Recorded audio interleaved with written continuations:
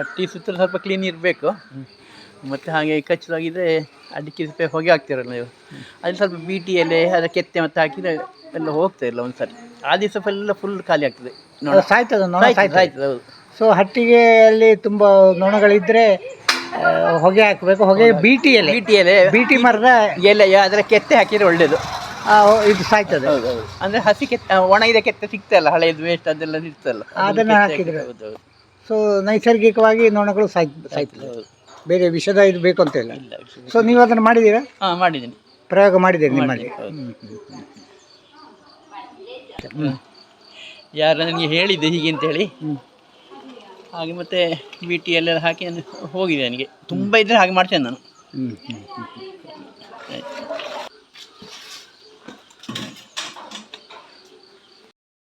ഉണക്കമരം കത്തിക്കുമ്പോൾ നല്ല മണമുണ്ട്, സ്മെല്ലുണ്ട് നല്ല. അത് ഈച്ചയെല്ലാം ചാകുന്ന ശരി തന്നെ. ನೋಡಿ, ಬೀಟಿ ಮರದ ಎಲೆಗಳು ಈ ಥರ ರೌಂಡ್ ಇರ್ತದೆ ನೋಡಿ. ಇದು ಬೀಟಿ ಮರದ ಎಲೆ.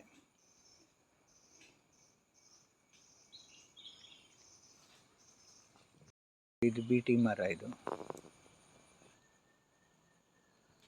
ಬೀಟಿ ಮರ ನೋಡಿ. ಇದರ ಕೆತ್ತೆ ಅಥವಾ ಎಲೆಯನ್ನು ಉಪಯೋಗಿಸ್ಬೋದು ಅಂತ ಅವರು ಹೇಳ್ತಾ ಇದ್ದಾರೆ.